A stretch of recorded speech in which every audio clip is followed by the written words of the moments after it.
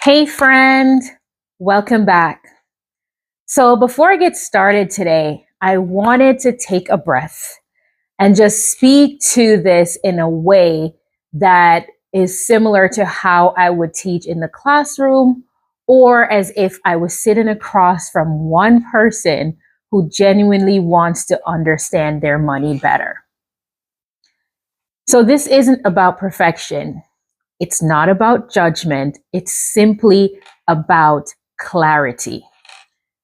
Financial literacy still matters today because so many capable, intelligent, hardworking individuals are still stressed about money. And no, it's not because they are irresponsible. It's because they were never actually taught how money works in real life. Most of us spend years in school learning math, science, history, among other subjects, but almost no time learning about money and how it actually works.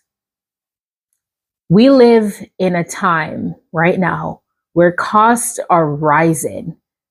Decisions are very difficult, they're hard, they're heavy. Just to go to the grocery store feels heavy. And advice is everywhere. But one thing is missing, and that is clarity. Most people learned about money through trial and error, and that's just reality. No one sat them down in most cases and explained what's the cash flow, how their money works going in and out, trade offs, and how everyday decisions connect over time. So when things feel uncomfortable, people don't generally ask questions. They tend to avoid it. And that avoidance doesn't come from laziness. It comes from not wanting to feel embarrassed or overwhelmed.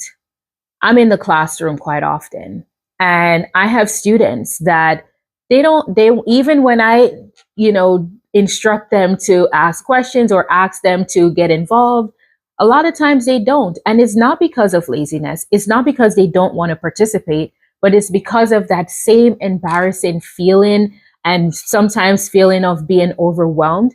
So imagine an adult and a young adult in the classroom. I've worked with people across income levels. And one thing I've seen consistently is this: income does not create confidence, understanding does. So, financial literacy isn't about getting rich, it's not a get rich quick scheme, it's not about perfection either, and it's definitely not about restriction. Financial literacy is about understanding your options so you can make informed decisions without panic. It's knowing where your money is going. So when you get paid each week, bi-weekly, monthly, whatever is your pay scale, where is that money going? Where is your paycheck going?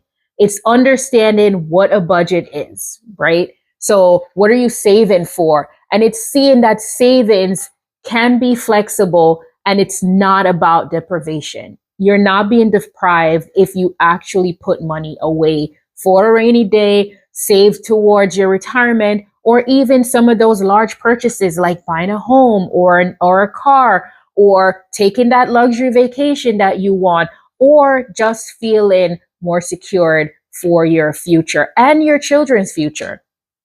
At its core, financial literacy gives people the ability to pause, take a breath, breathe in, breathe out.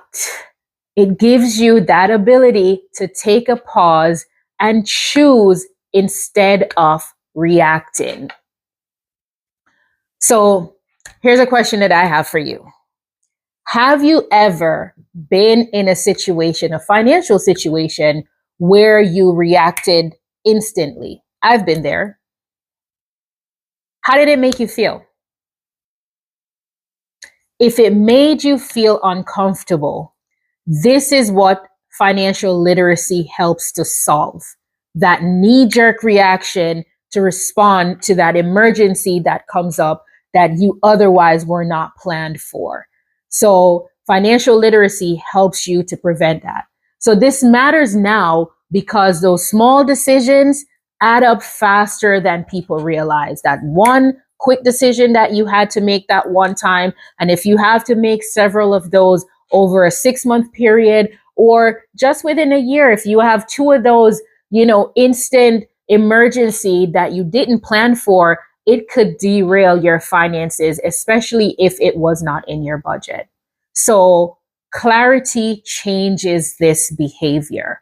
So when people understand money and they understand their money, they tend to make calmer decisions. They're not reactive.